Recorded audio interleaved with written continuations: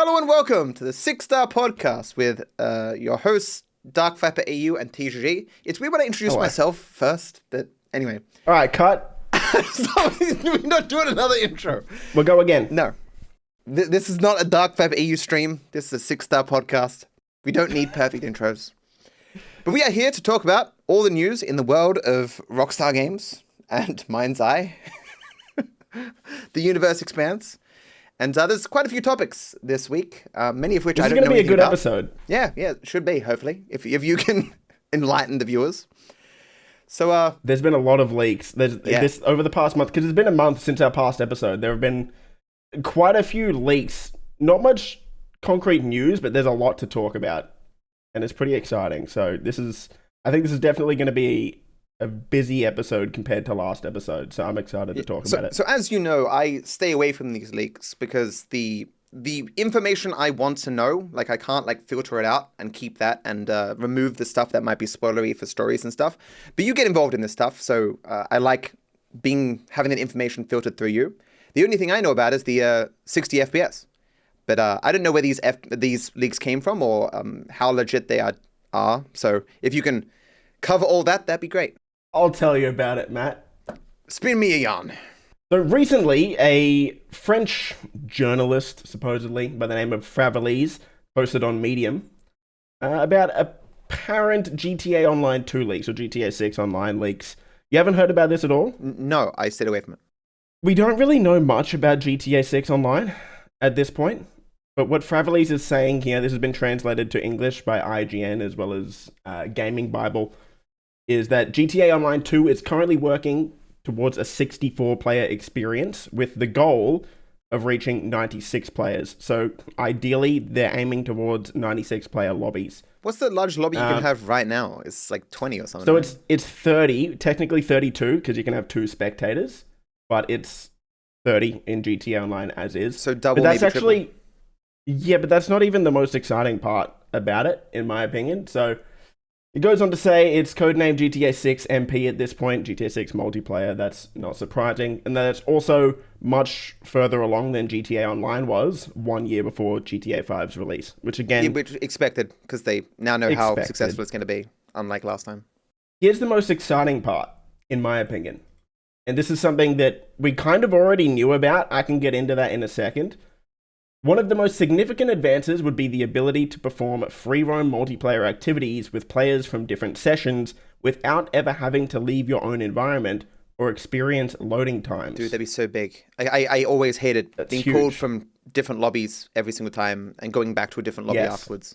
One of the biggest complaints. So apparently, for everyone, really, apparently they are somehow going to make it activity-based. So depending on which activity you're doing, it's going to seamlessly load you in with other players, kind of like how it works in something like Watch Dogs 2 or even like Forza Horizon. I don't know if you've played Forza. I was about to say, this is similar to what a lot of MMOs do these days with like instance content, where there's the instances connect all the different worlds or whatever, but everyone comes from their worlds to that instance gameplay.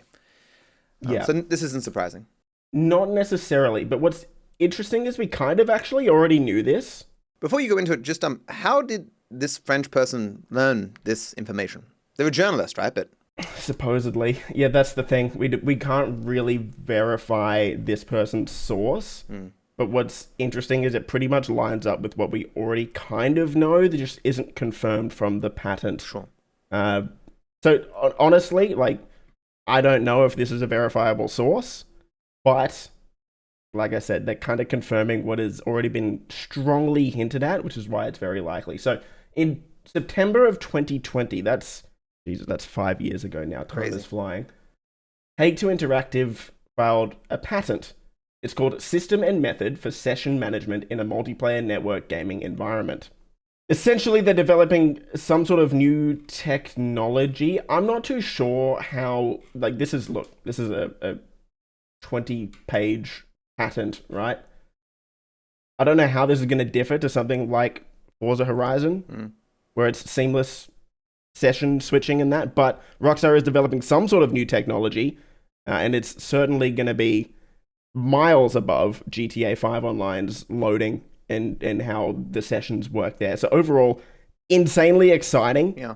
A lot of us are confused, very curious about what Rockstar is planning going forward, but this has really sparked a flame for me. Like, this has got me really hyped up for what GTA Online 2 is going to be. I hope the next trailer is about online.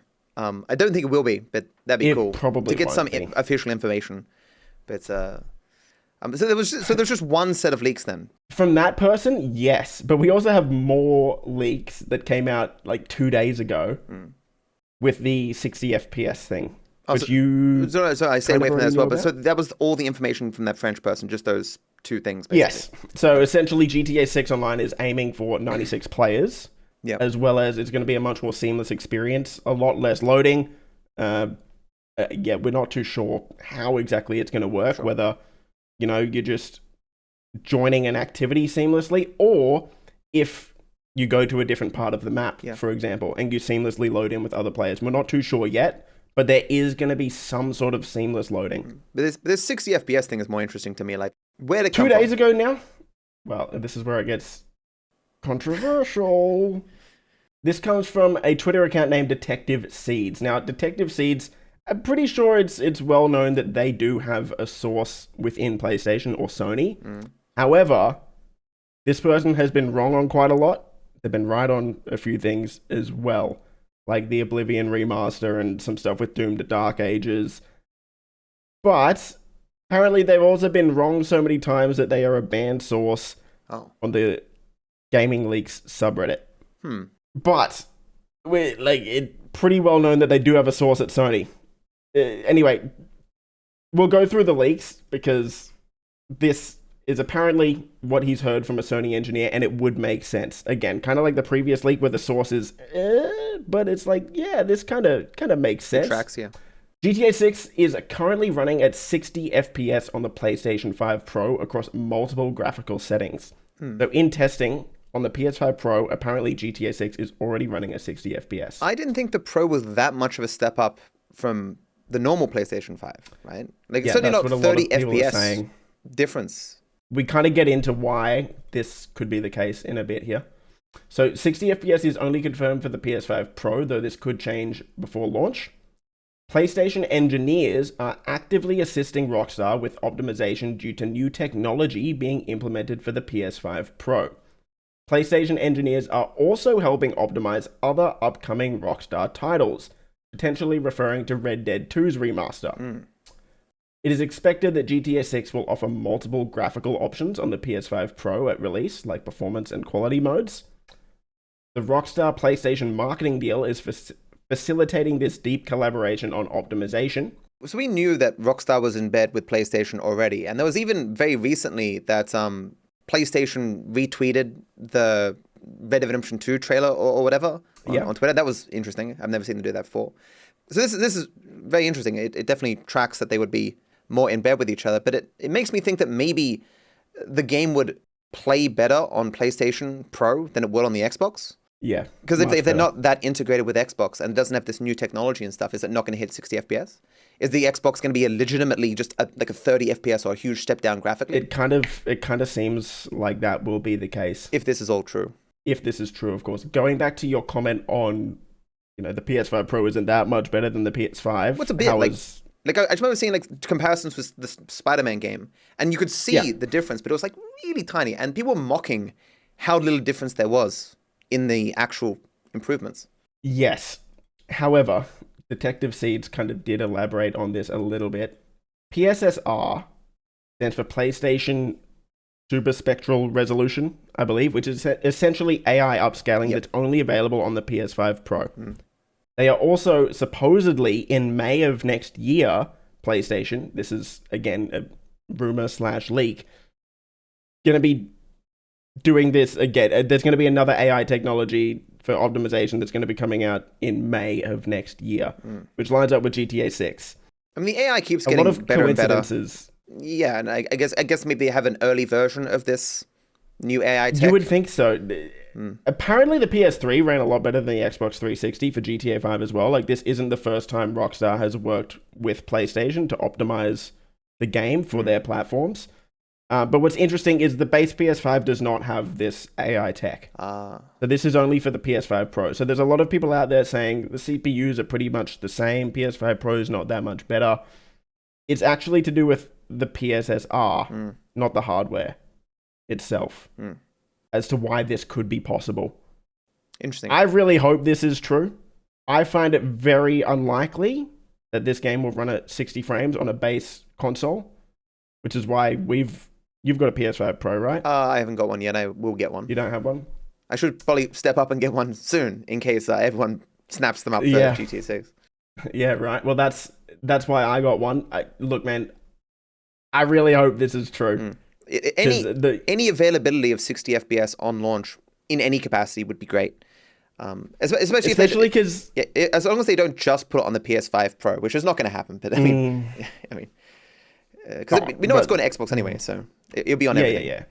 But for 60 frames, especially because so many PC players are going to be buying consoles specifically for GTA 6 because it's not coming out there. Telling a PC gamer to come back and play a game, buy a console for a game that's going to be at 30 frames per second. Yeah. There's a lot of people out there that don't quite understand how difficult that is. They say, just get over it, get used to it. But if you've been playing on 100+ frames per second for years, going back to 30 will genuinely give you a headache. I know there have been games over the last couple of years that have come out on PC at 30 FPS, and it's like news. It's an uproar because it's just like, why? And no one's... like even playing with the hyper-realistic graphics in the enhanced version recently, where I'm basically getting 60 FPS, it feels much worse than 120. Yeah. But 60 FPS is still very much so playable. It's the standard for a reason. Like you try and balance graphics with 60 FPS. But yeah, this is exciting. It is. I was not hopeful for 60. And I don't know about you, but I'm okay with playing on a performance mode. I'm okay with slightly worse graphics if it means 60 frames per second. You balance the two. Like, you wouldn't have the game potato mode for 60, but decent graphics and 60 FPS is the way to go. Yeah, as long as the main game system's unaffected by a performance mode, which they wouldn't be affected. You know, graphics... I'm not going to be playing, and I think most people aren't going to be playing GTA 6 for the graphics. Like, that's not the main reason you're getting the game. I've always said gameplay matters most in games. Like, some of the worst-looking games are some of the most popular and successful, right? And they have just basic art, and that's it, and that's all you need. It's good for trailers, though, having the game look really, really good. Yeah, well, that's the thing. GTA, the trailer 2 was on a base PS5, and there were some frame drops in the trailer, which got me a bit nervous, honestly. But this news that the PS5 Pro is going to be better has... Again, both of these leaks we've gone over have just...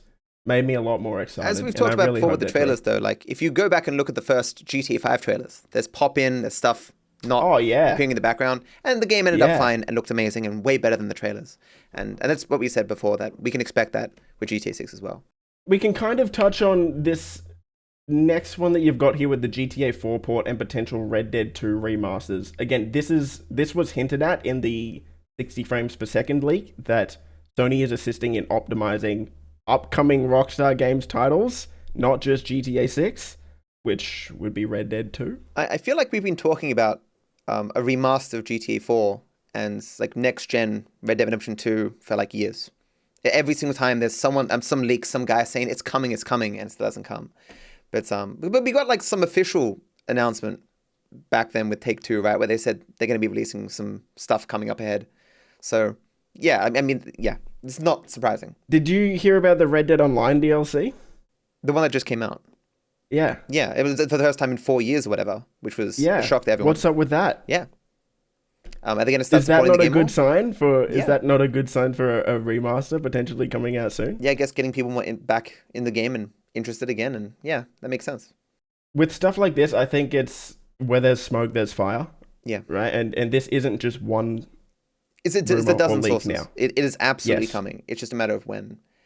And of course, like the Switch as well, I believe will get something, right? Yeah, apparently something to do with Switch or the Switch 2. But I think most of us are more concerned about current gen consoles, PS5 and Xbox Series X and S. It just amazes me that Red Dead 2 is still only 30 frames per second. Yeah. On consoles. Like, it is mind-boggling. Especially playing with 100 plus FPS on PC and looking way better. And going back to that, it gives you a headache. I don't know what to say. I get a headache playing at 30 frames per second. First world problems, though, I guess.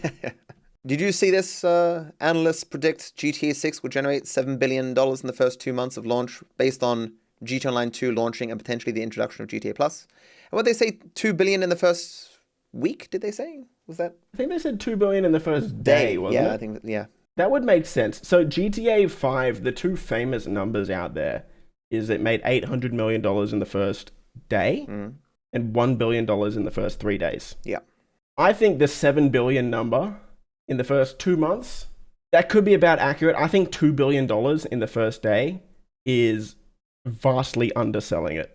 It might not hit that without PC. Because there will be some people who hold off. I mean, if it's got 60 FPS on PS4, I mean, how many people are going to have a PS5 Pro? You know, how many people can afford it? Is the game going to be $80? Like, I think it's not a foolish prediction. But I'm saying, okay, so there's reasons you could doubt it that they're going to hit it. A few things you need to consider here, though. GTA 5 was $60 US. GTA 6 will be a minimum $70 US. So that's already built in just under a 20% profit increase, even if they sold the same amount of copies. And through the amount of inflation that's happened, like what is 800 million in 2013? But there are way more than double the amount of gamers that there were back then. Yeah. And there are way more than double the amount of GTA fans now. Yeah. With GTA Online's success over the past 12 years. So 800 million in 2013 with inflation is worth 1.1 billion today. So it should be easier to hit those big numbers. Actually, just looking at that, I can see had 2 billion alone. In the first day. Yeah. It's going to be crazy. Comfortably. Yeah. And what's... Comfortably. So it's set new records. I mean, doesn't GTA 5 already have that record for the most money earned by a game in one day? Yes. So break... Does it have it now still? I don't know, actually. That's a good question. COD, maybe? No. It wouldn't be COD. No, there was one COD that did ridiculously well. It's probably still GTA. But here's a fun fact for you, which is why I think it'll be more than $2 billion. GTA 5 alone has sold more copies than the rest of the GTA franchise. Oh, yeah. I mean, that's not surprising. It's been supported the longest. So if GTA 5 made $800 million 12 years ago on day one with less than half the amount of fans, it's going to make $2 billion comfortably. Yeah, and with 10 plus years of marketing for the next one with GTA Online. Yeah. Mm-hmm. You've convinced me. I'm sold. Like GTA 6 trailer 2 has more views than GTA 5 trailer 1 in 12 years versus 1 month. I just don't think people understand how big this is going to be. And that's why I've bought some Take-Two stock. I'm also betting that people don't understand how big this game's going to be. You're an investor. I'm an investor now. I'm a shill. I'm I shilling. Technically, you own a bit of GTA 6 already. Yeah, exactly. A tiny, tiny, tiny fraction. I didn't see much about this. In fact, I didn't see much about it on social media. I heard about it secondhand, that the rumored voice actor for Lucia, Manny L. Perez, deleted their social media, like their Instagram and stuff. Yeah, Manny L. Perez, who is pretty much certainly Lucia. Well, I mean, it could be me. I mean, just okay. Go. Yes, it could be. Could be. But your social media is still up. Yeah, well, you know. Yeah. No, look, supposedly she has deleted her social media or her Instagram. We don't know if it was maybe hacked or taken down or if she just deleted it, but I think we can all see why she would have probably deleted her social media. There's a couple of main reasons. The first is the fact that she is a woman on Instagram who is about to become the face of one of the biggest gaming franchises. We can imagine what that's going to bring with how crazy some GTA fans are. I don't blame her. Or who knows, maybe Rockstar told her to do it, or Take-Two. We don't know, but realistically, it's probably the first one. Well, for the second one, that clip of her when she, they were asking her about whether she was in GTA 6, and she looked kind of panicked and all that. I mean, obviously there's some harsh NDAs, and she doesn't want to violate them and stuff, but I do think it's probably the first one that she probably got sick of people spamming on her Instagram, like, when's GTA 6 coming out? What are you doing in GTA 6? Tell me about GTA 6, right? My girlfriend, Aitana, a lot of my fans go to her Instagram and stuff, and sometimes she's like, it's kind of Sometimes it does suck. Like, obviously, my viewers are generally nice, but sometimes it sucks a bit that I don't have my own Instagram anymore. I don't have my own social media. It's about you and your content as well. And she would probably feel the same way. She probably had an Instagram that she enjoyed her own pictures in and stuff. But now she isn't Manny L. Perez. She's Lucia. Yes. And that would make it a very different experience on social media. And of course, being a woman, I've seen memes where people are like, the outfit everyone's going to wear for Jason, and it's like some cool outfit, and then the outfit people are going to wear for Lucia, and it's just like gloves and shoes. Yeah, of course. And look, I mean, the trailer, the trailer showed a lot of sex scenes and whatnot. We know that that's going to be a big part of both of the characters, not just Lucia, but they are attractive characters. Yeah. And especially, I think Maniel Perez posts a lot of like workout videos and whatnot on social media. I'm sure she was in part picked for the role because of how physically fit she is, and given that it's a very active role and all that. Where was that tweet you put about sex scenes from Reddit? Oh yeah, exactly. This is actually a perfect segue into it as to why she possibly deleted her Instagram. Here's a post that was on the GTA subreddit, guys. Do you think we will be able to initiate sex between Lucia and Jason? If so, do you think there will be nudity in GTA 6? What are you laughing at? I would also like to see a foreplay mechanic. The prostitutes in GTA 5 were fine, but the mechanics were non-stimulating. What are you laughing at? Having those quick and dirty 3 options to choose from, and it gets into stuff like the controller vibrating. I'm not going to read the rest of it, right? But these are the type of people that would be in Maniel Perez's DMs and in her comment section. And when it comes on PC as well, modding the game as well, like there'll be the calm before the storm being console. Yeah, it's going to be wild. It's like porn exists, guys. Like, what are we doing? It's about some character in a game that hasn't even released yet, and it's just wild. In GTA 5, a lot of the stuff with the prostitutes was actually not entirely finished. Like, there is a mechanic that most people don't see where, like, if you go the same prostitute 3 times, like a little menu pops up and you can pick your response that you want to give to them because they recognize you, and you can be like dismissive of them, or you can, say nice things to them or whatever as they're leaving. There's also another one where if you take a prostitute to your safe house, there's like a fade to black, as if you're like taking them inside or whatever. But that's only for some of the safe houses. This is clearly stuff that they were like touching on and didn't really care to do anything with. Whether that was because they thought, well, this is just weird, or whether it was because they ran out of time, like same with melee mechanics. But so it's entirely possible they might add this stuff, or at least flesh it out a bit, that you can have familiarity with prostitutes or something. But I don't think they're going to have actual sex scenes in the game. Like, that would actually get a ban, right? Correct me if I'm wrong. I don't remember the entire history of the GTA franchise scene by scene, but even like trailer 2, where there's like at least the intro to actual sex scenes, might be a first for the franchise. Yeah, I wouldn't be able to say. I mean, well, there's obviously very lewd things in SA. Like, they've got GIMP masks and stuff. And obviously, like, even GTA 4 starts with a sex scene. They're having sex, whatever. That's true. They've clearly skirted around sex in so many different ways. And of course, you can just go in the strip club and have a topless chick grind on you, right? Yeah. It's just the actual sex, seeing of genitals, or even just 2 whole naked people on a bed or something. I'd be surprised if that was a thing. I think they would have some just cut to black suggesting it. Maybe some sound effects, maybe, if they want to go that far. But I think if they actually had full-on sex scenes or whatever, it'd be a similar sort of controversy to Hot Coffee from back in the day, where that was a sex minigame that was cut from the game, but it was still in the game files, and people modded it back in, and it caused a whole bunch of controversy. Like, even as times have changed and people have become more accepting of sexual content, more accepting of violence, I don't think people have become, or enough of society has become accepting of that level of hardcore stuff in the game. It'll end up being something that modders do, similar to what people did with Overwatch characters and stuff. Like, you give people high quality models of famous characters, and they will just go buck wild, insane. It's going to be weird. I think even in the trailer, like, those 2 quote unquote sex scenes, the one where it pops up with Rockstar Games Presents, and then the one later in the trailer, they look like that's the start of a fade to black anyway, right? Yeah, I agree. I don't think they're going to go down the Cyberpunk route. Oh, yeah, because I haven't played much Cyberpunk, but I've heard. How graphic is that? Oh, it's pretty full on. You see cocks and... Yeah, actually, yes. Yeah, absolutely, you do. In your character creator, you do, yeah. Oh, well, I mean, like, in the sex scenes, though, but... Because there are other games sex where you scenes, see... Yeah, I believe so. There are 50 sex shops in Cyberpunk too. Or maybe if Cyberpunk's getting away with that level of stuff, maybe that'll at least match. But even then, Cyberpunk. I feel like that's a bit different. Cyberpunk is meant to be this very dark. GTA is just in a spot where it's trying to appeal to absolutely everyone. Massive part of their audience is kids. Given that Cyberpunk is dystopian, in a dystopian world, there is more milking of sex for profit, more people who are in desperate situations that need to sell themselves for profit. And that's kind of a part of dystopia. Yeah. If GTA 5 isn't going that far, maybe it just won't fit the theming to have that kind of stuff. Yeah. I guess we'll find out. I don't think it's at all the most important part of the game.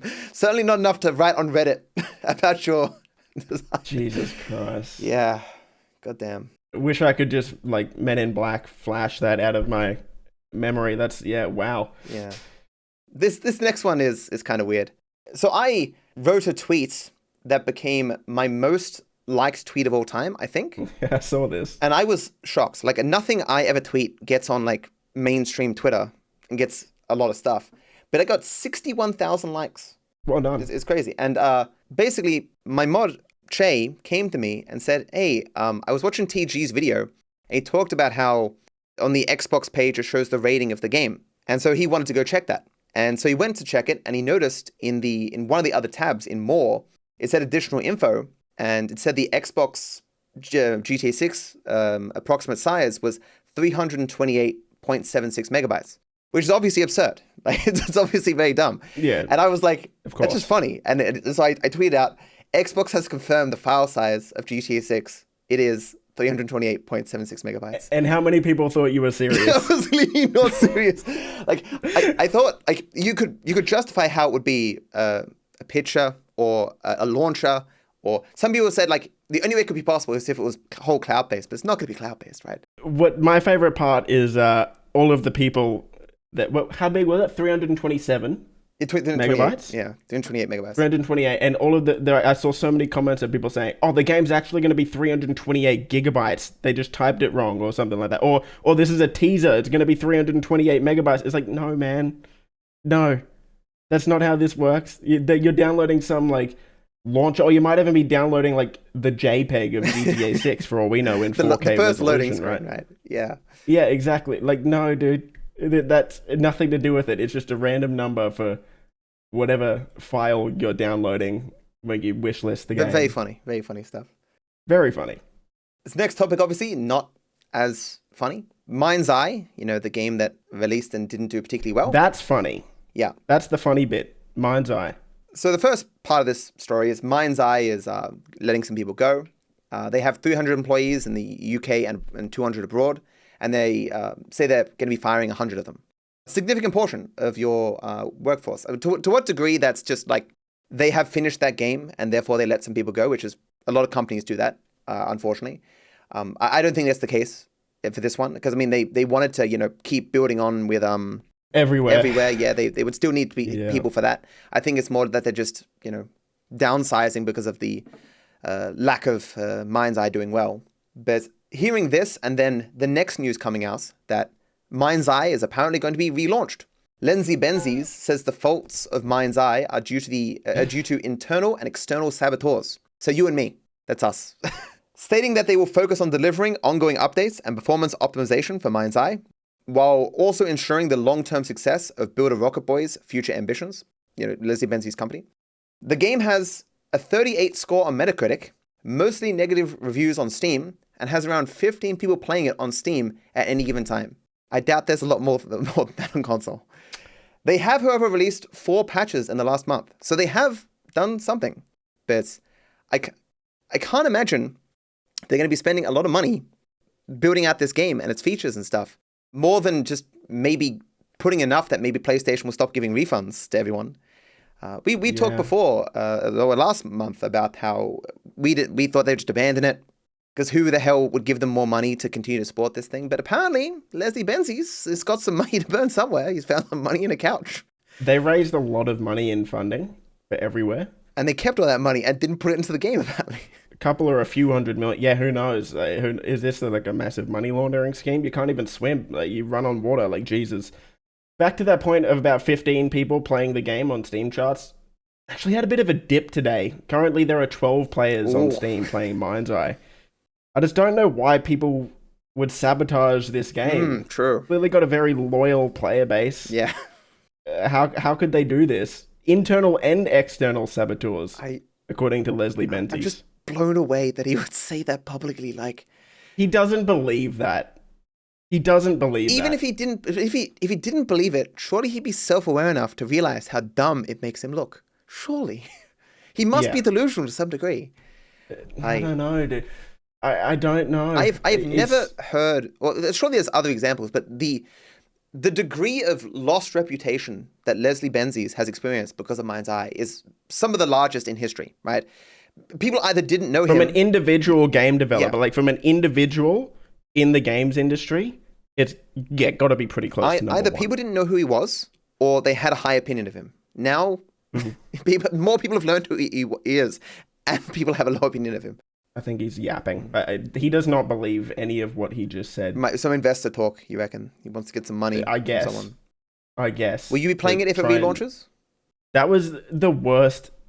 It was fun to play Mindseye during the first 3 or 4 hours. Like, it was terrible, but it was funny bad. Yeah. The last 8 hours were not funny bad. They were just bad.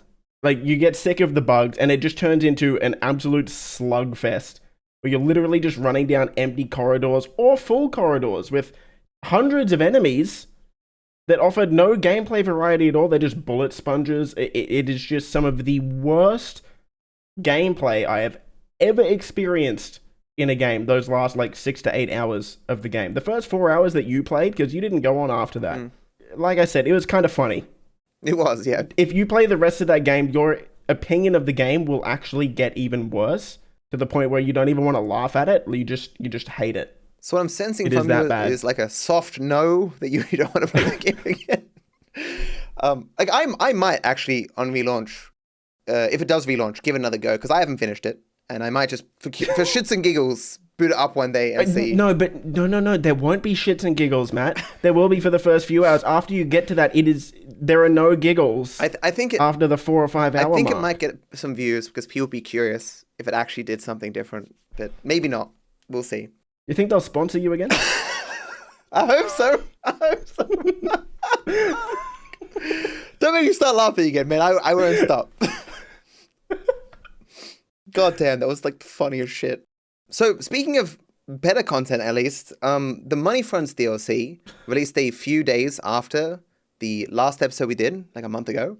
So it's been out for a long time, the Money Fronts DLC, and I guess you probably have played it more than I have, and so have maybe a more full-on opinion than I do. But when I played it, I thought it was, of the DLC or the updates, the DLCs that they released in recent memory, I thought it was pretty good. Like, had introduced some new characters, had some funny lines. They still are clearly using single-player stuff that we were like, what else in single-player haven't they used? But apparently, the car wash and stuff like that. I don't think the missions were amazingly creative, but it was like, they did introduce a new mechanic, and I thought it was like, a 6 out of 10 kind of thing. And given that we're waiting for GTA 6... I think that's what I gave it to, 6 out of 10. It was better than the last 2 DLCs, I think. Agents of Sabotage and Bottom Dollar Bounties last year. I think the Salvage Yard Chop Shop update in 2023 was probably better than this. I made a video, I think, in March, criticizing what GTA Online has become, in the sense that Rockstar isn't really trying anything new anymore. Around, let's just say, 2017 to 2020 with GTA Online, they were trying things, right? Like, they were introducing businesses. They had gun running, they had bikers, then they had, like, CEO crates, which was an active income. They had your passive income. They then shifted to a run of heists in 2018, 19, and 20. 3 years in a row we had heists. The casino heists. And each of those Doomsday in 2018, Casino, then Cayo. Yeah, they were good in stuff. each of those, they leveled up the heist formula, right? Like, Doomsday is more like generic, kind of like your standard heist, but they can be done with 2 people this time. Casino, all of the missions can be done in free roam. You've got 3 different approaches, right? They're evolving the gameplay formula. Cayo Perico, you've got an entire island. There's no set approach. You can pick and choose which way you're going to do the heist. They were evolving the GTA Online formula. Solvable as well. And solvable, of course. Yeah, that's a huge one. They went to the contract, which Oh, the It's Franklin kind of DLC. similar, but it was cool because Yeah, it was Franklin, Franklin, yeah. right, and Dr. Dre. But beyond that, for the past 4 years now, Rockstar has really fallen into a basic cookie cutter formula with GTA Online, where they actually, in my opinion, haven't tried to evolve the gameplay formula of the game for 4 or 5 years now. And so it's probably not coincidental that that's when GTA 6 apparently went into active Oh, development. yes, They absolutely. pull people away from GTA Online for GTA 6. Absolutely. But back to money fronts, real quick. That's what I appreciate with this DLC. It's not completely revolutionary, but this is the first time where we've actually got a new mechanic with the heat reduction with the businesses. And it was, I heard like, some people questions whether this was potentially a mechanic from GTA 6 that they're kind of trialing in online. Like, you can understand how that kind of mechanic makes sense for every business that you might have in an online kind of world. Absolutely. So it might be something that we'll see in GTA 6. In a similar way that the graphical improvements, people more knowledgeable than I, suggested that they wouldn't make all this just for GTA 5. It's probably stuff they've made for GTA 6 and are kind of porting back or trialing it in GTA 5. Yeah, it seems strange if it would just be for GTA 5 It's a good idea. this late into the development, yeah. So that's about it. 6 out of 10. Happy it's not garbage and just waiting for GTA 6. Yeah, I actually, funnily enough, I don't know how much my opinion of this DLC changed due to the fact that it came out about 2 or 3 days after I finished Mindseye. Yes. So this felt like game of the year for me. Yeah. But honestly, my favorite part about this DLC, though, was what they teased for the end of the year. Yeah. So how did they tease it? Because I obviously just heard stuff on Twitter. But mansions. Mansions will be coming to the game probably in December.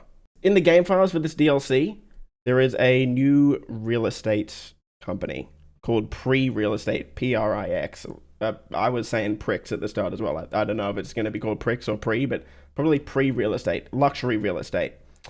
There are going to be mansions that you can purchase around the map. Also in the game files, well, whenever a DLC gets released on PC, you can dig into the game files and basically see all of the drip feed content that's coming up. There are going to be 3 additional Mr. Faberwork missions for the car wash that act kind of as a segue into the Mansions DLC.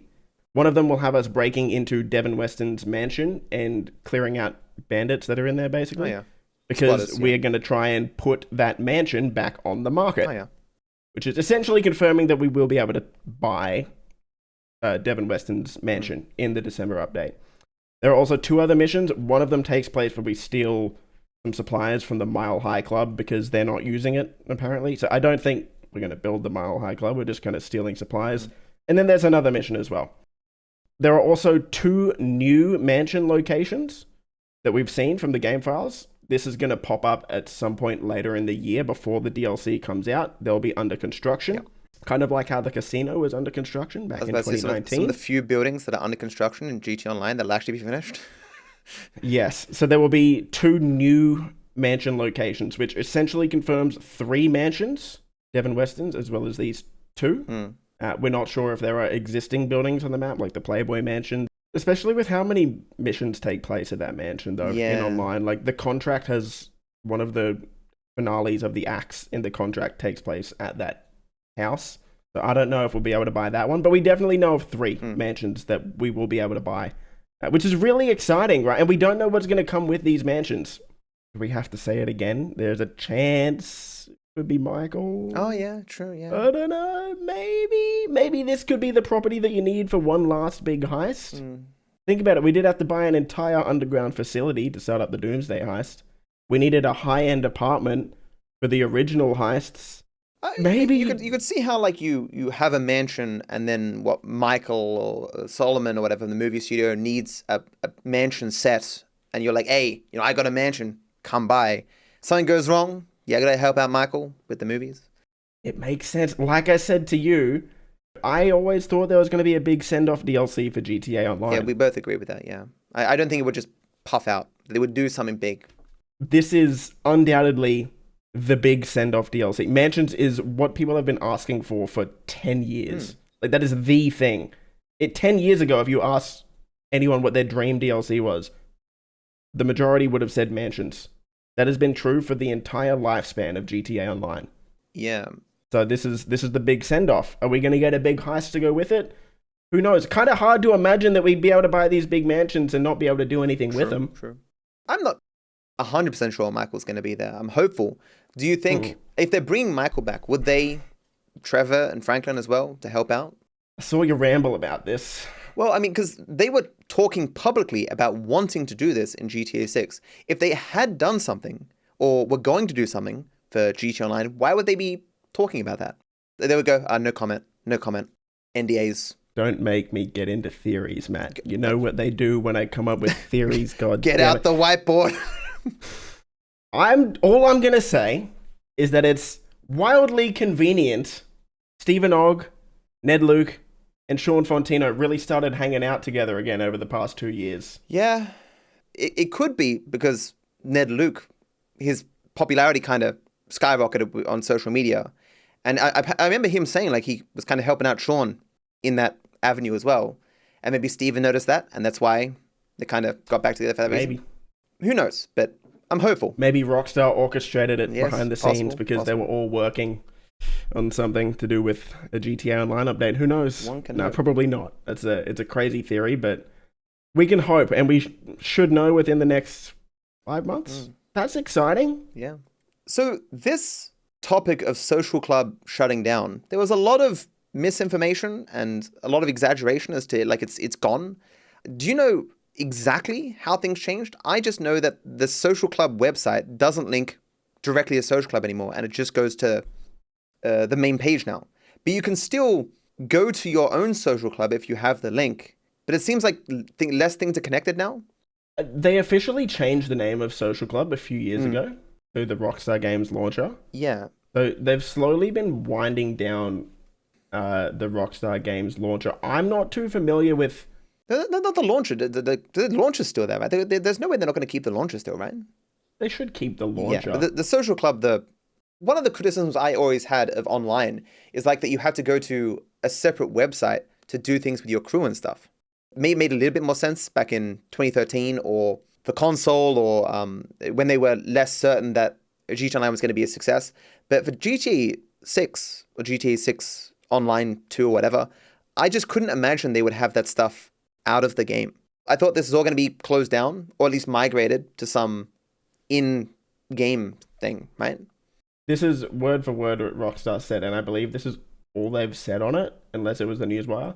They said an update to the Rockstar Games launcher launched earlier this week, and it now hides identifiable network information in the overlay on PC by default. Wait, that was another topic here, which is cool. Did you see that? Oh, so that's separate to this? Oh, yeah, separate, yeah. So you know how, the most recent example was iShowSpeed was playing GTA Online, and someone's oh, you need to do this thing, and you click the network information, it shows your IP addresses, and so, and you got DDoS or whatever.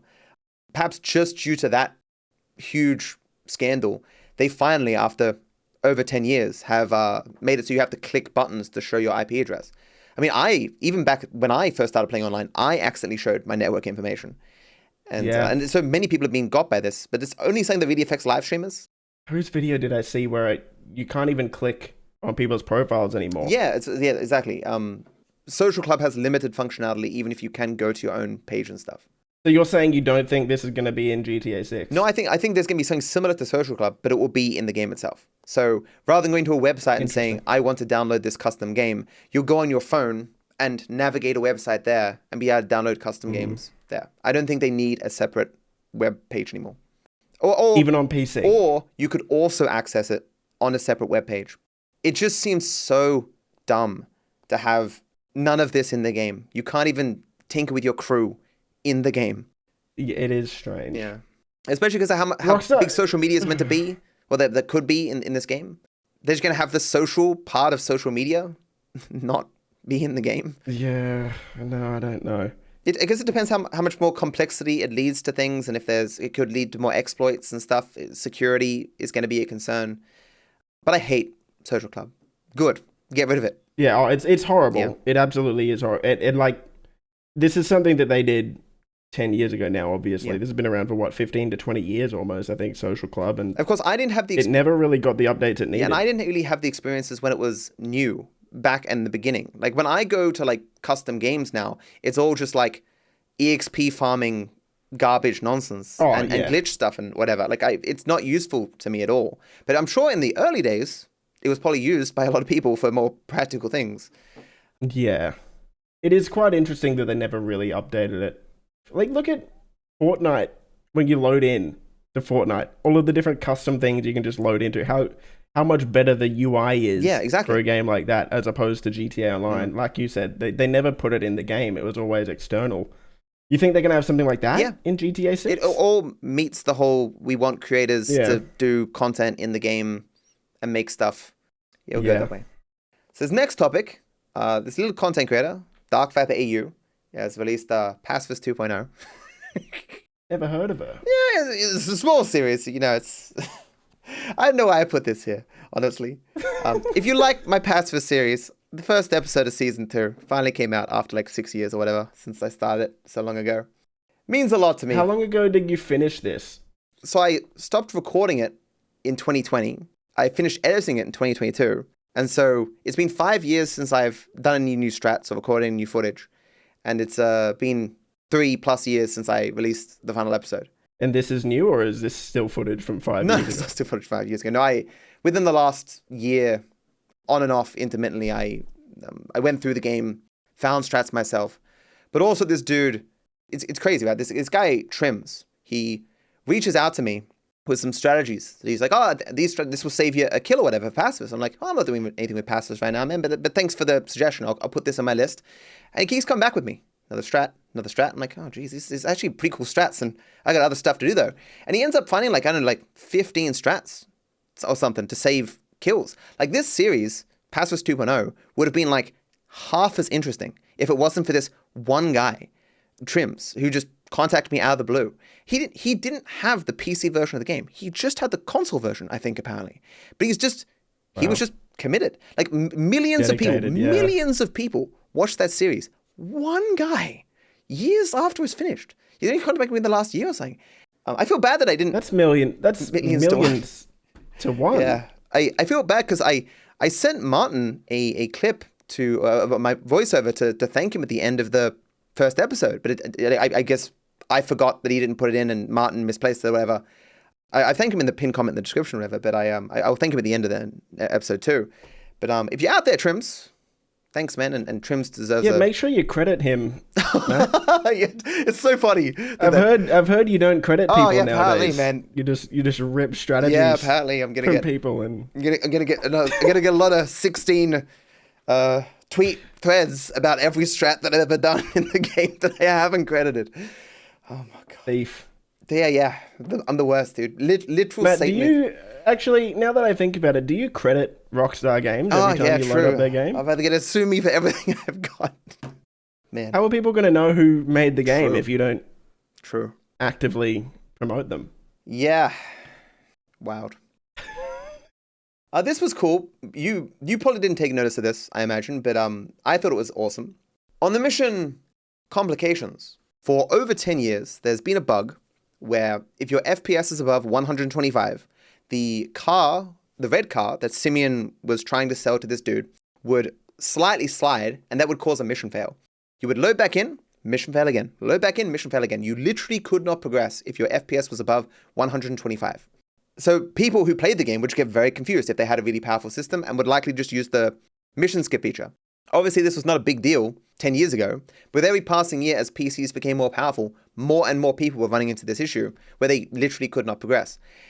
We would, of course, while speedrunning, we would just cap our FPS before we went in because we know about it. I mean, if you know about it, you can avoid it, but most people wouldn't know about it, obviously. But within a very recent patch, Rockstar actually fixed this bug. You can use whatever FPS you want, and you can actually progress past this scene. This is one of the few times where Rockstar has actually gone back and changed something in GTA 5. And well done, Rockstar. The one Rockstar dev that's still working on GTA 5 came across like a Reddit thread probably that spoke about the bug and said, "Oh, okay, I'll fix that." It's on the GTA wiki, like it was known, but I once heard a story of a guy who hated a bug in some website so much that he submitted an application and got employed for that company, fixed the bug, and then served his 2-week notice to quit. He got hired just to fix that bug. I want to think some player playing GTA 5 hated that bug so much he got a job at Rockstar just to fix it. Some legend out there, right? I mean, like, it's not impossible that one of your viewers, for example, fixed that bug, right? Yeah. There is another bug that's similar to this, the monkey business bug, where if you approach monkey business, Michael, like something spawns incorrectly, and so Michael runs away and it despawns the mission. But to fix that, you just leave and come back. You'd be very confused by it as a normal player, but you can still progress. And that's probably why they haven't bothered to fix it, even though it is a really strange bug, right? I hope Rockstar, keeps doing... Well, I don't really want them to fix all the bugs in GTA 5, because... every bug they fix, my Facts and Glitches series becomes less true. More out of date. Yeah. That's why I didn't touch GTA Online stuff for a long time, because there was always the possibility they'd fix some stuff. But especially for very old stuff or very cool stuff, I make an exception. Imagine if you've made business guides on every business, and then Rockstar updates that business and reduces or changes the profits, and then you have a bunch of comments saying, "Why are you lying? Why are you spreading misinformation?" Yeah, that would be annoying, wouldn't it? People will come into my chat and they'll be like, what's the best way to make money? Or how do you use this business? Well, I'm like, look, man, there's a guy out there. TGG is the place you got to go for that information. Best videos out there for GTA Online guides. I try. This is another one that some people probably won't care about. In the Money Fronts DLC, as a part of the Quickie Farm, we do a variety of small missions where we're delivering drugs or whatever. A text will come up and describe the situations that we're delivering the drugs for, and it would reference a bunch of characters from single player or just characters we haven't seen in a long time. And one of those characters was Mrs. Phillips. Why this is relevant is because for a long time, some people believed the side mission that appears at the end of the game, where Trevor gets confronted by his mother, that his mother was a delusion. Hallucination, where she was actually dead. That's why she just vanishes. She disappears when Trevor comes back. That's why it's called Deludamol. I talked about this at the beginning of my Trevor lore video, and I said the way that Trevor speaks about his mother, the way that other characters speak about his mother in various hangouts and stuff, he isn't speaking about her in past tense. He believes that she's alive, and the way that whole scene plays out, I think very much to support that she was alive. Having this confirmation was like, I told you, chat. I told you. Wasn't there a YouTube video that was kind of going viral saying that she's not real? Yeah, from Gator Keys. That popped up in my feed. Yeah. I don't want to condemn the dude. As I say, it wasn't 100% certain. The only thing I didn't like about his video is that he didn't address the things against his conclusion. He just put the stuff in that kind of supported that she was the delusion. And that's not a good way to do things. But again, it's a video game, right? It's not the most important thing in the world. And I believe at one point the GTA Wiki said she was dead, right? This may have been years ago, but I vaguely recall it being there. It's not there now. So I don't blame people for thinking she was dead. And it is a weird scene. GTA Wiki does not understand GTA 5's story. If there was enough things wrong in that wiki, I would make a video like that. But it's one of the best sources, especially if you want to look at stuff. But I have noticed over the years, it's got a few small things wrong, or it will embellish a bit, and I'll be like, I don't think there's anything in the game that says that directly, and it won't have a source. But I appreciate all the people who've submitted to it over the years, right? I have used it myself at times to be like, what was that thing again? Where was that thing? And you go to GTA Wiki. Of course. Yeah. And with a game that big, you're gonna get stuff wrong. Yeah, and so every once in a while. My while. statements against that video by Gator Keys, I don't want to be dismissive of Gator Keys as a person. I haven't seen these other videos. I'm not dismissive of GTA Wiki. No one bats 1,000. I myself, even after speedrunning the game for 5,000 hours, I got a lot of things wrong about the story because I just didn't care about it at that point. So I don't blame people for not caring about the minute details of GTA 5 story all these years later. But TGG, if your video about the GTA 5 story isn't correct, nah, it doesn't. I'm not sure how in-depth I want to get on this video, or I just want to keep it relatively surface level. Whatever floats your boat, right? It's it doesn't matter at this stage. It's gonna be over 3 hours. Yeah, it's a lot you can talk about in it if you really want to get granular. Well, because there's no... What I found on YouTube right now is there's no real good story recap for GTA 5. Yeah. Every GTA 5 story like explain video is like 10 to 20 minutes long, and that just like you can't explain GTA 5 story in 20 minutes. You can't. And there's even I've run across lore videos that are just factually inaccurate. Like it's the example I bring up, and I don't blame people for missing this. Stretch, he never joined the Ballers. It's why he's still wearing green at the very end of the game. Stretch's entire storyline revolves around him being an OG, not being respected by his underlings, believing that the underlings should be respecting of the people at the top of the pyramid who've paid their dues. And he because of his time in prison, he came to realize that the war between the families and the Ballers was just self-destructive and terrible for both sides. Just to be clear, the Ballers and the families did not have active beef at the very beginning of the game. But they were also obviously not united and could be at odds sometimes. And so, because he met Ballers in prison, he wanted to bridge the gap between the Ballers and the families. And Lamar and Franklin directly fucked up and caused that to not be able to work. And so of course, Stretch is like, to make peace, we got to at least kill Lamar. And that's the whole plot line. It doesn't make sense. The story doesn't make sense. And he tried several times. Yeah, tried several times. It's just the reason why people think this, especially because like at the very end, and it's like he's like every time you see Stretch, the limited times you do at the very end, he's surrounded by Ballers. So of course people are like, oh, he's part of the Ballers now, and stuff that Franklin says in Lamar Down is a bit misleading. He's saying that like Lamar and Franklin were betrayed to the Ballers by Stretch, and that's technically true, but he's betraying Lamar and Franklin for the benefit of the families.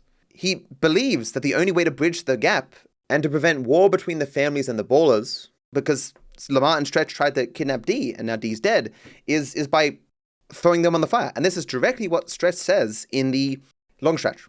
Yeah. Frank, I don't know if it's necessarily misleading from Franklin. Because from his perspective. You're playing as Franklin from his perspective. From his perspective, we're being portrayed. We've done nothing wrong. But they have. But you wouldn't know this stuff because Franklin's lore is just so barely touched on because he's like just a little. He exists to facilitate the story between Trevor and Michael. Like it's like if you don't listen to Dee saying the Ballers and families have no beef, and Lamar on one of the hangouts, like who would do a hangout with Lamar at the beginning of the game? It's also all of the dialogue pertaining to Franklin's like backstory and the Ballers versus families is there's never really any cutscenes that explain that. It's all like driving dialogue, and you have to do optional hangouts. You have to read the texts in the internet. And so I don't blame people for getting it wrong. It's just when people make lore videos, like you'd think they dig a bit deeper, but I don't want people to think that I'm like super obsessed with the idea of everyone getting the lore right in GTA 5. It's just comedy videos, funny. The main reason I wanted to make the video, like I said, which hopefully it's coming out in the next month or two, is just give people at least like a slightly above surface level understanding of the story. Because if you're anything like me when I was 13, when I first played GTA 5, I got to the end of the game and barely even knew like who Stretch was. Yeah. Or what his, like, who really, like, because it's so underdeveloped. And if you just jump into the game, especially if you only do one playthrough and you're just trying to figure out how the game works, you're driving around, enjoying the world, you're going to miss pretty much every bit of dialogue pertaining to Stretch and Franklin and Lamar's backstory. And as well, a lot of people don't play the game in one sitting. They're coming back after a week. Yeah, exactly. And you miss one small detail and just everything's screwed. You miss one word. Like Michael saying he's in an unofficial witness protection program, which doesn't make any sense. And it's like, you missed that word. He's saying to Franklin, he's in witness protection. He's saying to Trevor, he's in witness protection, or he's clearly in witness protection, but he's obviously not. Dave Norton misused FIB resources to give Michael a new life, protecting him from justice, which is not a witness protection deal. It's a corrupt deal with an FIB agent. But it's similar to a witness protection deal because it uses the same resources of the FIB to give a person a new life. You are aware that you are the lore guy for GTA 5 now, right? Yes, I am. That's so weird. But there's so few people making videos on GTA 5 now, right? There's no one else for it, I suppose. You're him. Yeah, I can't believe my second most viewed video of all time was like a shittily edited, thrown together in a few hours rant about Michael being in Windows protection. And like, it's weird because like my most viewed video is like a 1.5 year journey with drama and pain and suffering to get a no damage run in GTA 5. My next most viewed video, guys, you don't fucking know shit. My life is weird. That's the game. Yeah. That's how YouTube works. We mentioned that one before, that We kind of already the GTA 6 trailer 2 now has more views than the GTA 5 trailer 1, with GTA trailer 2 having 124 million views and the GTA 5 trailer 1 having 123 million views. It did it in 2 months. Crazy. This next topic, our recent experience with Wanted, we don't want to spoil it, of course, but I wanted to put it on here. He's wearing the Wanted jacket. I got that stuff as well. For you guys who don't know, there's this channel called Wanted.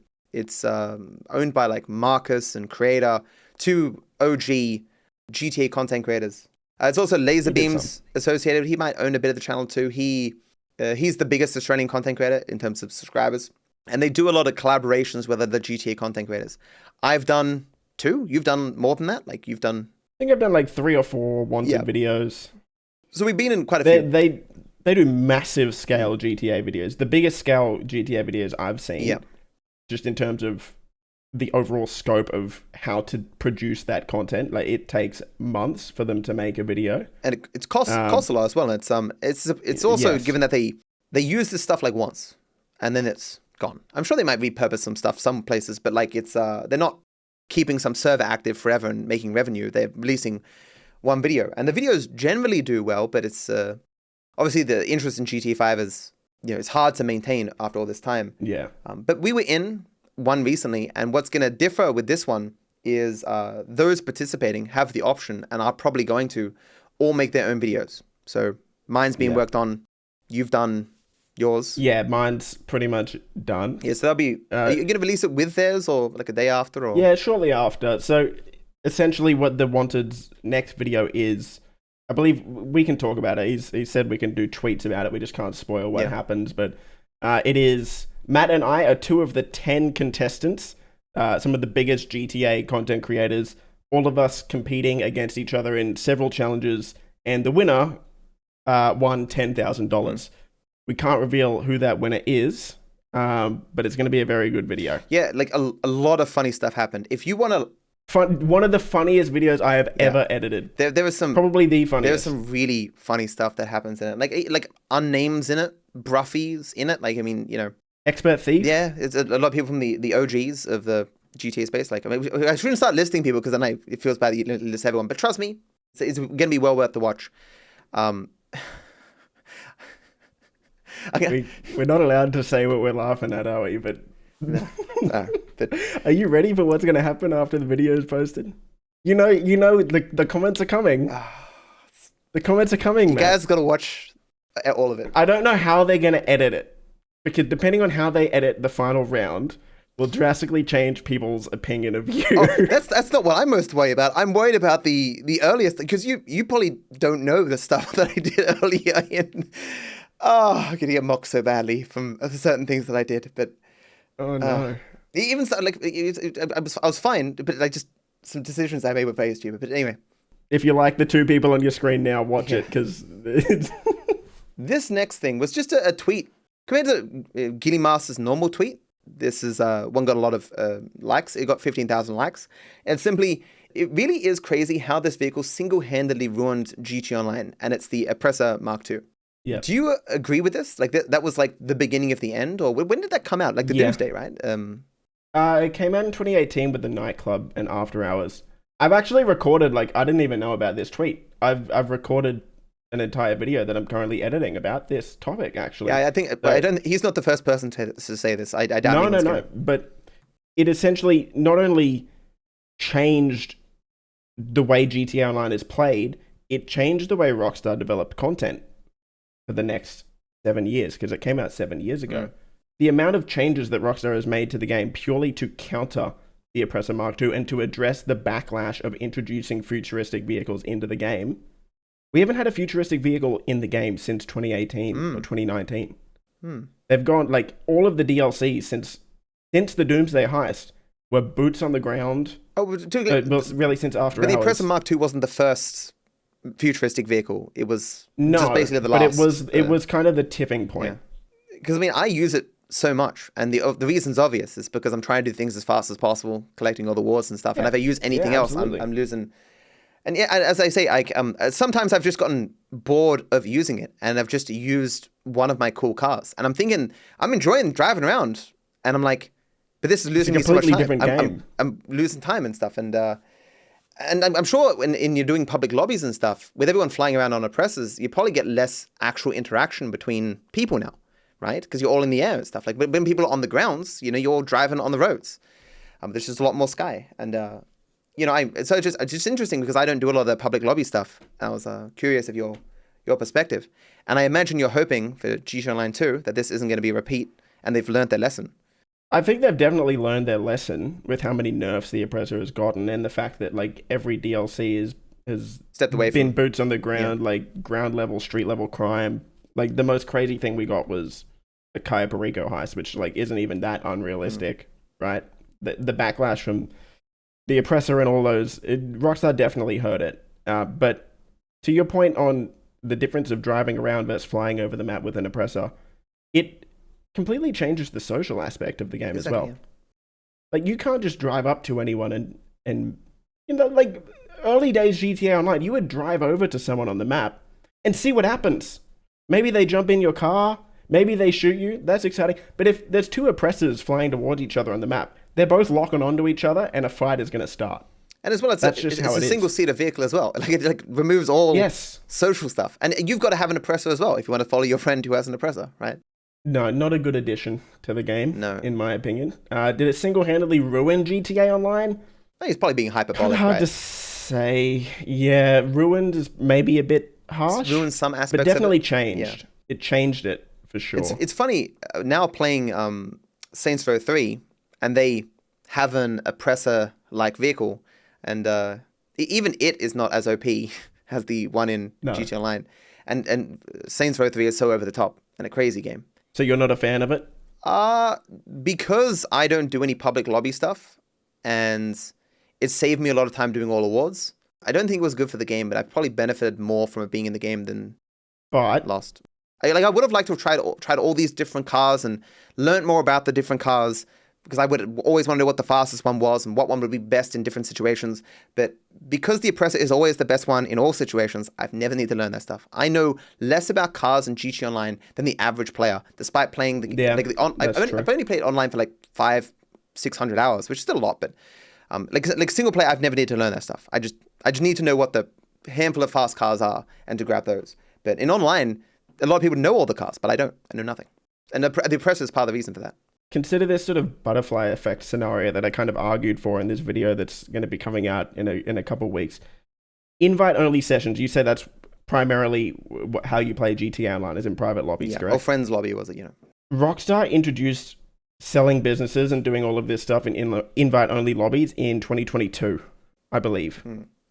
That stems from the Oppressor Mark II being introduced, and the fact that people could not do these activities in public lobbies because of how easy it was to get griefed. Yeah, and you could track anyone down so easily, and you can't just outrun them or outmaneuver them in the roads.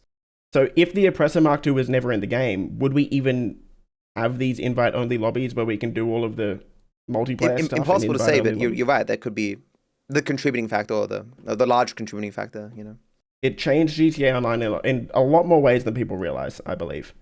Most of them for the worse. Yeah, that was all the topics. I've got a few questions here, if you still got time. So question 1. I forgot to get people's names again. Some like a lot of these questions were like people... Oh my God. Does this guy ever credit people? Oh seriously. God. It's... the 16 Twitter threads are coming. Oh, God. Well, someone asked this question. Yeah. I guess we'll have to wait for them to clarify. Comment. Some of these questions are me combining together multiple questions, or I'm like rewording things, but getting at what they were getting at. So question 1, do you think traffic laws will be enforced in some cases? E.g., running a red light in front of a cop will get you 1 level. Maybe even speeding near a cop, like in Mafia, will attract police attention. Do you know how annoying that is in GTA RP? Like, it's funny and it's interesting the first few times. Like, some RP servers have traffic light cameras and speed cameras and all that. It's cool for like the first hour. It makes sense for RP. But God, I cannot imagine being thousands of hours into a game having to slow down next to a cop every time I see them. That just ruins all fun. There's a sort of mechanic with the black arrows. When you get into a new vehicle, you get a black arrow on your map that represents that you are in a vehicle that the cops don't know about. They don't associate that vehicle with you, and so you can go into their line of sight and not necessarily get seen. But if you get really close to them or do something weird, they will notice you more. The mechanic doesn't work too well, I don't think. And in online, your arrow doesn't turn black because of some other online feature. I'm not sure what it is. And so a lot of people don't even know about this. But I think there's room for that kind of stuff where you're trying to lose the cops. And if you do particular weird stuff, they're more likely to see you. Or on particular missions, like on cleaning out the bureau, when you're following the janitor and you're meant to not draw attention to yourself, and you can just like spin around in your car. You can just go through red lights, spin around in the intersection. Janitor doesn't even notice. Surely there's going to be situations where you have to act like a normal fucking human being to not get noticed by law enforcement. But you're right that if this is a default mechanic, that it's going to be very just while you're driving around the world. Unless it's there's not going to be many police. If it's very rare that there's going to be a police around. But imagine how that would affect speedrunning as well, right? Like, it's just complete RNG where the police are going to be, and if you get a wanted level, like, in a speedrun that affects your mission, like, it would completely ruin. But certainly, Rockstar, I don't think, are going to factor in speedrunners at all in the making of their game. No, but I'm just... For us, like, it would be annoying for me, absolutely, yeah, and... yeah, the effects that would have, yeah. It's much more cool in theory than in practice, I think. Yeah, because in Mafia... I don't know if that made more sense, but it was annoying. Like, you'd fly along, oh, this cop, put on speed limiter, speed up, slow down. When I first played Mafia 2, like, so many years ago, because I was so used to GTA, I tried to ignore this mechanic, and the game was awful. Like, it was still a fun game, but I would have to repeat so many missions so many times that I got frustrated. So I had to play Mafia 2 on its own terms the next time I played it, like, a year ago. And then it was a much funner game, right? It's interesting that if you try to force a different type of gameplay than the game expects, you don't have as good a time. A case in point, Red Dead 2. Red Dead 2. Yeah. So question 2. Do you think the money front's heat level new mechanic will come to all future businesses, if any, released in online? And will it be in GTA 6 as well? I don't think we're going to get any more businesses in GTA Online. I think the mansions, they could operate as a business, but I think if anything, they'll act as like a heist property. Yeah. I don't know if there'll be a business attached to it. In GTA 6, though, from the 2022 leaks, we do know that there's going to be some sort of like money laundering in the single player in terms of a business. So like good chance that this is maybe a testing ground for GTA 6, maybe. Yeah, as we said before. I think it's likely. Yeah. It seems too robust a feature, and it's such a good feature, in my opinion, that they would just abandon it on a couple of missions in GTA Online. So question 3. Payphone hits were in GTA 4, GTA 5, and Online. Do you think they will be in GTA 6? And if they are, will they involve payphones, which seems very antiquated now? Payphones still do exist in some parts of the world. Yeah, they exist. But they're not very common. It is, like, I thought it was strange how many payphones existed in Los Santos. As long as they exist, that, like, even if there's only like 10 around the entire map, like that's enough to introduce a payphone in. Yeah, I guess. I just thought they might modernize it in some way. Like you go and you get like an encrypted message on your phone, or you go to some off the grid website. What's it called? The dark web. The deep web or dark web, yeah, something like that. But I do think payphone hits are going to be a thing again, because it's just such a simple way to make money and a way to invent. I mean, like Hitman, a lot of the new content that they release is just new people that you're meant to target, and it's just you can have a map and it's just infinite content. Just take out this guy in this particular way. I just hope it's a bit more involved than the payphone hits were in Online. Kind of simple. Yeah, they were overly simple, but yeah, doing a Hitman style mission would be incredibly difficult to develop. But as a small part of a much larger game, like. But if they could make it more interesting or evolve that formula in some way, great. Question 4. Do you think Rockstar will innovate on the heist formula? That being where 1, we scope and gather info, 2, we gather the items required for the heist, and 3, we do the job. My opinion, I don't know what else they could do. Yeah, well, it'll definitely innovate over like the GTA 5 single player. They already did that with GTA Online. That's how a heist Yeah, works. exactly. I don't know what they have. Right? Like you can't change those. Like that's, but how you approach those could be different. Like Cayo Perico is completely fundamentally different to the original heists in every way, and same goes with the single player heist. Like it's completely different. Yeah, it's more of, like we were kind of mentioning, it's almost a bit more of like a Hitman style mission, and I would assume that with online they'll do that, and who knows how they'll evolve the single player heist. I mean, even with GTA 5, with the cut content and stuff, they clearly had other stuff they were gonna do with the heist. There's not that much cut content, but it's clearly if they had another year or two, we may have had more approaches for the heist in single player, or another approach for the Polito score where we only ended up getting one. So yeah, it's going to be a focus because everyone loves the heists. And sort of a side question, but after going back through the entire GTA 5 story for this video, the Merryweather heist, the offshore, that's like insanely underdeveloped, no? I know. What do you mean by underdeveloped? It just seems like a lot less effort went into that than the freighter. Yeah, I'd say so. There's not like a set piece of a thing exploding or whatever, and the sneaking and stuff. Yeah, you drive out there. Seems so out of place. You drive way out there. You fly out there, then you go down in a thing, and you fly. You don't even scope it out, do you? No, but you get the information from scanning the port still. But it's you don't really look at much, especially compared to the, because you actually scout the port for the other approach.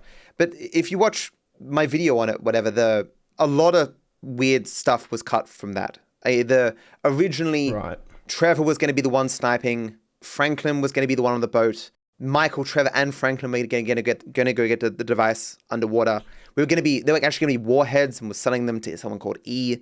And like clearly there's, and even in another video I'm going to be releasing, the switches you get after the mission don't make sense for the heist. To spoil one of them, like if you switch to Franklin after the offshore approach, the freighter approach, he says, nukes, man, he's loco. But they don't mention nukes in the... They say super weapon. Yeah, they say super weapon on the freighter one, but they do say nukes on the offshore one. But you have this switch after the freighter one. And so clearly a lot was changed very quickly with a lot of these heists. To maybe there was something that didn't work out, or maybe because of that heist they removed. Like, it'd be very interesting what GT 5 would look like if they'd had another year or two in the oven. Question 5, do you want restrictions on what weapons can be bought from Ammunations versus what needs to be found, stolen, or bought through illegal means? Like it was always a surprise to me that they bothered to put weapons and ammo on the map of Los Santos. Like, you can play through that whole game and never even realize they're there. Are they going to bother to stick them around the map? And if they do, are they going to be better weapons that you can only find in particular ways? Rockstar might have tipped their hand a little bit for this, though. Like, back in the day, all of the alien weapons were just in Ammunition. I don't know how many still are, but now you have to go to the gun van on the map. There's like a shady weapons dealer, or it's meant to be. Wasn't there a weapon you had to find all the parts for and put together? Yeah, the service carbine at police investigation zones, crime scenes around the map. I believe you can buy it at the gun van every once in a while now, though, but Rockstar's done some experimenting with how you get weapons over the years. Yeah, I think it's going to be more involved. Yeah, somehow. I don't think you'll be able to just go to Ammunition and buy all the weapons. No. I'd be shocked. Yeah. Question 6 I guess is for me. Will people submit speedrun times for GTA 6 on day one? I think I've covered... You won't complete the game on day one. It'll be too long. Well, in general, like very early, and I believe I've answered this somewhere else, but not in the 6-Star podcast, where most games have like a cap of like a couple of weeks. It depends on who controls the leaderboards, but they usually say, look, you can't submit times for the first 2 weeks or something. Because if you can, they usually get like 400 submissions, and the world record changes hands like every 5 minutes, and it's just stupid. So they usually wait and give people time to enjoy the game a bit before everyone gets sweaty with trying to get the best times. And people will still speedrun in their own time, and try to optimize stuff because people enjoy that, as I do. But they won't be able to submit times, I assume. I'm not going to be the one controlling the GTA 6 leaderboards. I'm not going to have the time. I'm not even going to submit myself. How long until you start to speedrun, though? Like, there'll be so many other things I want to do. It depends how much I want to be involved in the discovery of strats versus just like learning from other people. Could there be pet companions in GTA 6? We kind of touched on this before. I think we're going to be able to get pets, but it's only going to be for properties. You have some dog at your house. Yeah. Chop, you could take on missions in GTA 5, and he did dick all. We've seen the one iguana in like several screenshots and in like outside Jason's house on someone's shoulders. That's the same iguana. It's even got customization. Like he's got a little crown on or something. And he's got a shirt on. Oh, so you reckon like it's Jason's and he's gone to the bar and his iguana's just hanging out with that chick. Maybe. There. Yeah, possibly. While he's playing pool. Yeah. I think you're gonna be able to get some pets. I don't know if they're gonna be able to follow you around. Yeah, I don't think they'll be incredibly involved, but like good chance they can like sit in your safe house or something. Who knows? You have an iguana that you can be like, look, scout out the area for me, iguana. Show me what's over there. Yeah, attack him, iguana. This isn't a Ubisoft game. Yeah. Am I going to do GTA 5 content after GTA 6 is released? I'm sure there will be some reason to compare GTA 6 to GTA 5 at some point in some video somewhere down the line. There'll also be some nostalgia of playing the game. Although I don't think there'll be as much nostalgia as there is for like San Andreas or GTA 4, in part because we spent so much longer in Los Santos. And a lot more people have played it. Like if you play San Andreas, there's a lot of people who haven't seen that before, ever. And so that's interesting to people. But you can't play GTA 5 and have people not have seen Los Santos at some point. But yeah, I wouldn't do much of it, but I'm sure I'll do a bit. I'm sure you'll be the same. GTA 5 content would do really well like 10 years from now. Yeah. As like kids grow up and they maybe don't know the lore of GTA 5. There'll be people, like you said, recreating videos from back in the day. Yeah, but like most people in chat probably have never played San Andreas, for example. Like they're just either not old enough or they've never got around to it because the game is literally 21 years old. It's interesting, for example, like when I did Blue Ball %, where I realized Michael's yoga ball could be moved in his house and I pushed it to various locations and made a thing about it. It turns out like 10 years before, might have been like Vanos or someone had done something similar and I just didn't know. Even if they aren't directly copying ideas from 10 years before, people will, think of the same ideas and make that kind of content. There'll be someone passionate about speedrunning the game 10 years from now. I just want my character to be treated with the respect and fear they deserve as a mute, criminal mastermind, kingpin, psychopath who has murdered and or robbed their way through San Andreas over years. Is GTA Online consistent with how much people know of who we are and what we've done? I don't think so, right? I have no clue. Like, vaguely, they're like, your reputation precedes you. But I'm like, do you know everything I've done? Like, the thousands of people I've murdered? Mr. Faber does, apparently. Yeah. In the new DLC. But yeah, it is really impressive how much we've done without ever saying a word. Or going to prison for even a day. It's actually canon that our character can die and get resurrected. Like, with the Epsilon cutscene during your first death. Like, technically, that's canon. I always assumed we're immortal. I always assumed that the idea was that technically every form of injury you get, like in movies, is just like, well, it's not exactly a flesh wound, but you're barely alive. And therefore, when they take you to hospital, they can patch you up and you'll be fine. But obviously, it's just, a game mechanic. But it was only in online where it's like, it's now some mystical religious thing that I guess that's not the case. Yeah. Because in online, when we die, we don't respawn at a hospital. We just respawn on the street. Yeah. Like resurrected. Yeah. So technically, yes, it is actually canon that we get resurrected by Epsilon every time we die. There you go. Should they make a GTA in Australia? I don't think Australia would be that interesting of a place for a GTA game. It just doesn't have the kind of rich history and chaos of various places. We're a lot more laid back and chill here, and there's I think the only people who would ask that question is people who've never been to Australia. It's just really chill. Is all of GTA Online canon? No. Why would you say no? Free roam isn't canon. Oh, yeah. I guess that's a good point. I mean, the events, I think, are still meant to be canon, though. I believe so. But I distinctly keep GTA 5 and GTA Online separate in my mind in terms of their story, because clearly the GTA 5 story was not written with the future GTA Online content in mind. So even if something in GTA Online, potentially different writers, years later, changes the interpretation of something in GTA 5, that doesn't mean that was necessarily the goal at the time. The therapist living, that was clearly not the intention at the time. So it's still interesting, like, it's canon, but it's still interesting to discuss GTA 5 as its own property and GTA Online as its own separate thing as well. Yeah, they twisted a lot of GTA 5 story to make GTA Online continue to print money. Yeah, just to have new content and have recognizable things and stuff. I guess that's everything.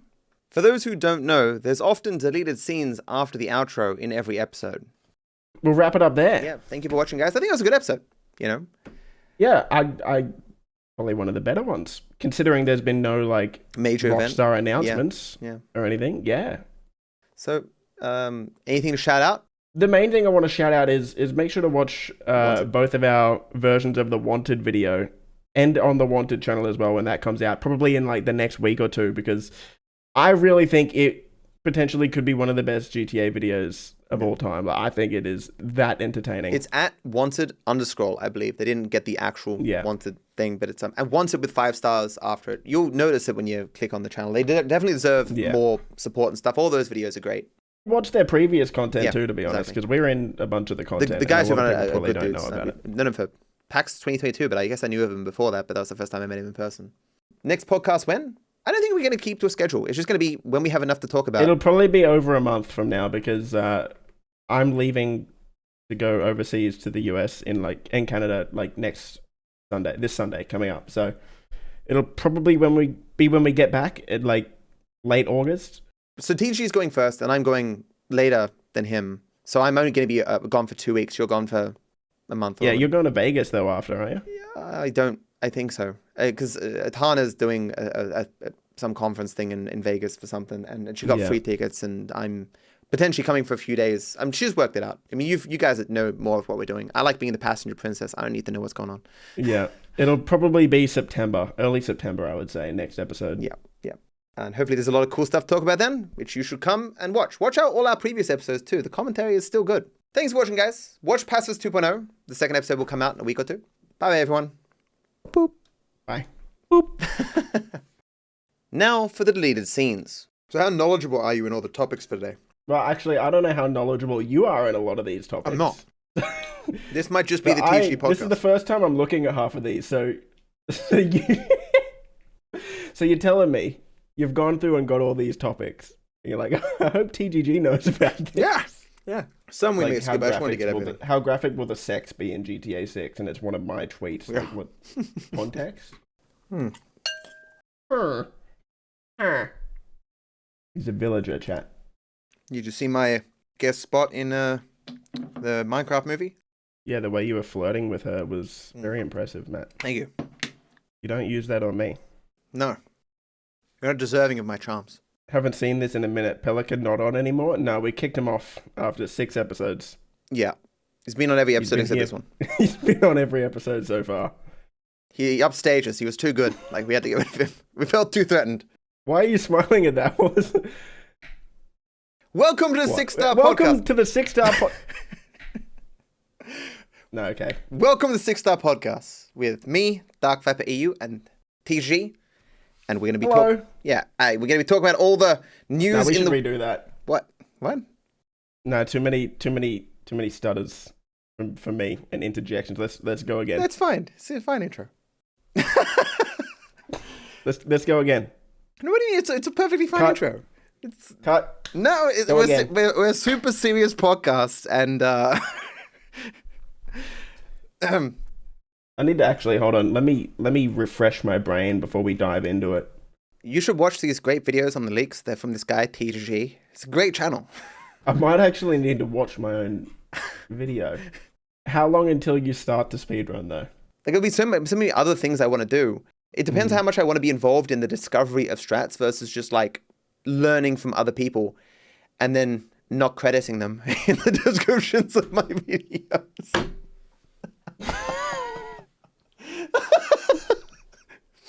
I'm sorry. Sorry.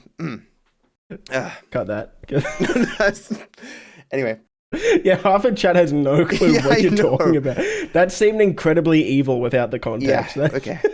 I'm going to steal all this content from people. The 16 tweets just released, guys. Go watch my video on my channel if you care about that. Let's not add context to that. Let's just leave that in. Leave it alone. Might have been like Vanos or someone had done something similar, and I just didn't know. So did you credit them? Yeah, of course I did. Yeah, they were the first people to discover Michael's blue yoga ball. So. Are you going to credit TGG in this video? Who? I'm going to make jokes about this for a long time. Just to, you know what happens when you have random bullshit happen in your life? The best way to move past it is just to make jokes about it, to have some fun with it. If you do want to understand the references, the memes and stuff, because there are going to be a few in some videos at some point, feel free to go watch this video, the most delusional and unhinged drama in GTA 5 history. I feel like the title is too harsh, written more out of anger because of how stupid the drama is and how unfounded. But in hindsight, the person was just under a lot of false assumptions. Some beliefs they have are just very, very strange. It sucks that I've, again, gone into drama, something I didn't actually do, and how much disingenuous bullshit being said by people, that people will 180 on everything they've ever said or believed just for the purposes of pretending like I did something wrong. I could replace delusional with weirdest. How about strangest and pointless? Be petty and credit him in the comments. Credit for the drama. Dark stunt.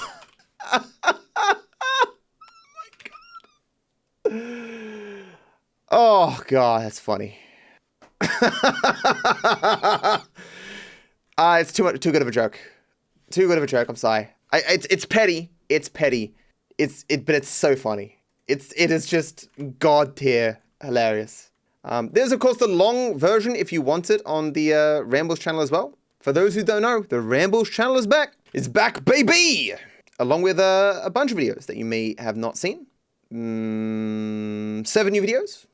Check them out. I wish you guys all the best. Back for the 100th time, and he'll be gone in 2 months. Nah, you'll stick around. Peace out, guys. Remember to credit Jord Karim for his help making YouTube. God damn.